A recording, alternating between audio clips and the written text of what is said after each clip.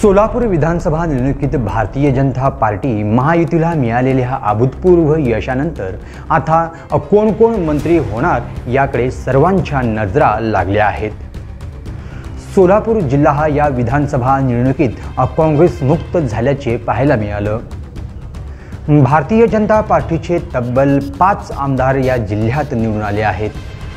सलग 5 वेळा आमदार होण्याचा मान विजयकुमार देशमुख यांनी मिळवला असून त्यानंतर सलग 3 वेळा सुभाष देशमुख हे आमदार झाले आहेत आणि सलग 2 वेळा अक्कलकोटचे सचिन कल्याण शेट्टी तसेच मंगळवेढ्याचे समाधान आवताडे तेही आमदार झाले आहेत।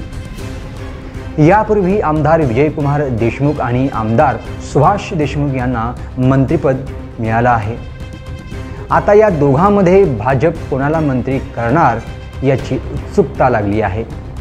दरम्यान मुंबईतील सूत्रांकडून मिळालेल्या माहितीनुसार सोलापूर जिल्ह्यात 2 मंत्रिपद मिळणार आहेत, एक कॅबिनेट आणि दुसरा राज्यमंत्रीपद। त्यामुळे आता सुभाष देशमुख, विजयकुमार देशमुख की देवेंद्र खोटे की सचिन कल्याण शेट्टी या चौघांपैकी कोणाच्या गळ्यात मंत्रिपदाची माळ पडणार याची उत्सुकता सोलापूरकरांना लागली आहे। मित्रहो, आपल्याला कोणाला मंत्रिपद मिळावं हे आम्हाला कमेंट करून नक्की कळवा। पाहत रहा लोकप्रधान न्यूज सोलापूर।